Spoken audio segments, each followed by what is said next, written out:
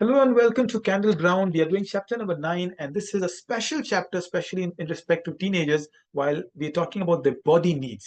While we'll use this as a speaking platform, however, it talks about SDG goal number 3 and 12, which is good health and responsible consumption. What is a teenager's body? It's a hormone filled, testosterone or estrogen filled, very growth oriented, entity that needs to be nurtured and protected. So here are certain rules, primarily three primary rules with regards to the body that we are, and it doesn't apply only to a teenager, it applies to everybody in every aspect of life. Number one, your space, your choice. Well, your body is like an apartment. You decide to do the decor, you decide to keep it minimalistic or choose the colors to it, you decide to have ventilation and windows or you want to have couches and television. It's the idea that you are looking at your body. No one has the right to touch you that makes you uncomfortable, not even friends and family. Your body is your special space, which leads to the next part. It is respecting boundaries. Boundaries are those invisible lines. We talk about countries. Mexico and USA share a border. There is no physical border. Of course, there is a wall out there somewhere, but the borders are mostly tangent. They're lines drawn on a map. Otherwise, it would be just a desert or a sea that crosses it. The same goes with a body. How much of a physical space you are comfortable with. Generally said, 6 centimeter is a physical space people like to be close to. Otherwise you will notice somebody's bad breath, and that's very important to tell people. So your friends know your boundaries with a simple yes or no. It's okay to say no to hugs and kisses from people you love, because that's what your body is about. I usually talk about, riding in bikes together. How comfortable, how close you wish to be. Be clear with your boundaries and people respect you. Last thing, it's about feeling safe. Your body is yours and nobody should make you unsafe or pressurize. Walk away, stand up, tell an adult your voice matters. And also, when I talk about safety, it's not about others. It's about what you inject, what you inhale, what you add to your body. Junk food make you think junk. Well, not necessary. Once in a while, a burger is good. But what about a cigarette? What about some drugs? What about something you intake? Well, even water, how unhygienic water, a cola can make you. And these are growing hormones that a teenage body goes through. Talk to them and take charge of your body. So when I say take charge, well, all the three things that I spoke about can be now said in a very different way. Your body is a fuel. Well, what goes in fuels your body. You put the right rocket fuel, the rocket will fly higher. Your body's hunger cue. Eat well on time. You don't eat well, you will look for, the short solutions are noodles, or maybe roasted almonds are better than noodles, but it's expensive. Remember, if you think knowledge is expensive, try ignorance. It will harm you even more. Moving your body.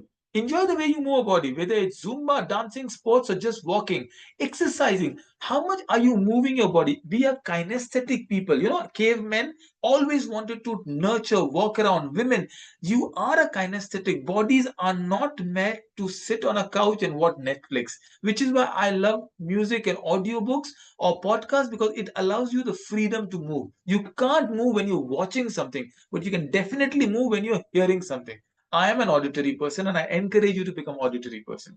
Then finally, feeling good in your skin. And we will talk about this in the third exercise activity of this particular chapter.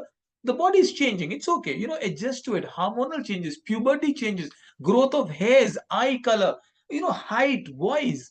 No one can define what you'll become in ultimately in few years' time. Embrace your uniqueness. Even if you're having a funny nose or bushy eyebrows, it's who you are. You are only allowing others to judge with this. Now, when I explain this to you, this is a skill tag which is so important, coping with stress. 90% of teenager stress is actually imaginary. Really. So remember, you are in control, your body is amazing, and there is support available. So this is how what it is. Listen to your body. I think this picture denotes so much more than just a person meditating. It is smarter, body smarter than you. I love the exercises because what I just spoke could be little heavy on the conversational side. So my exercises are completely contrasting, very easy one. Trust me, for a teenager, the name of the exercise is called Tooth Fairy. Remember when you were a kid and you lost a tooth, and mommy would say a tooth fairy would come and she'd put that little toy or a tooth under your pillow? Well, that's what we're talking about. Your body wants your teeth to be bright, smelly good, not shining. White is not a habit. Of course, yellows is what I don't endorse, but just you need to brush. I am amazed at the people where we only brush once a day. I know I'm not endorsing using more toothpaste, but that's how it is. One of the things I love seeing is when people in movies they speak about brushing twice a day, which is what you should do. Also the time you brush. A lot of teenagers, most adults also brush less than 20 seconds. That's actually not brushing, that's rubbing a brush on your teeth. Please take a minimum of a minute and a half, 90 seconds to brush your teeth. Well, do you brush the first thing you wake up or brush after 10 or 20 minutes? Ideally, it's your choice. What toothbrushes do you use? If you love something, I have done an entire series called Toothpaste Parenting. It will be interesting, but fair enough. Toothpaste, tap water. We can talk about SDG, saving water. Have you tried using less dominant hand for using a toothbrush? Very interesting. So if you're a right-hander, try brushing with the left hand, or at least try changing the brush for the evening ones. Sometimes routines make us very, very tired. What about changing your toothpaste in the evening where you have a different, maybe if you're using gel, you use a, a different brand of toothpaste. Pepsodent, there is Denti 91. I love that toothpaste. There's so many different ideas we can think about it. Have you used a battery operated toothbrush? Well, they're expensive, but they're really, really good.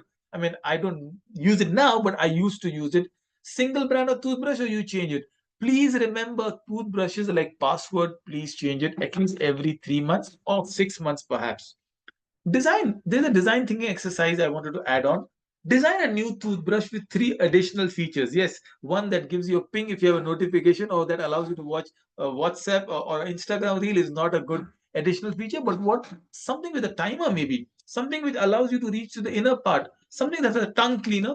Think about a toothbrush in these different aspects.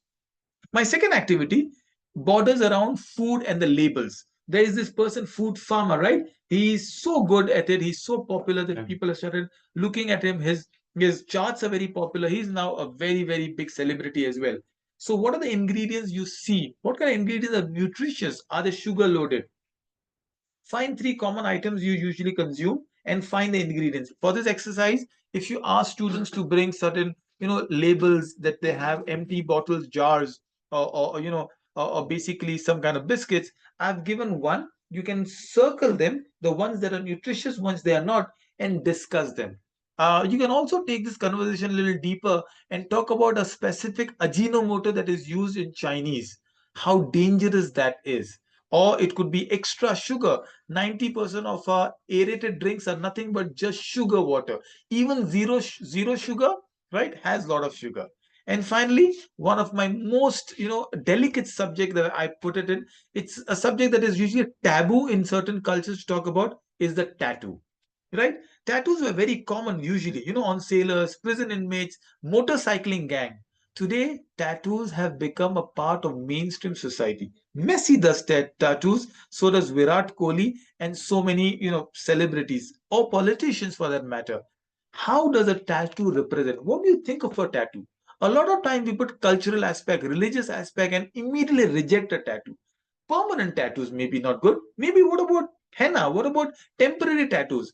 Maybe tattoos are also cultural. Do not look at a religious perspective. Maybe tattoos in Maori culture is a sign of their living. Tattoos in a Rajasthani culture is a sign of the heritage.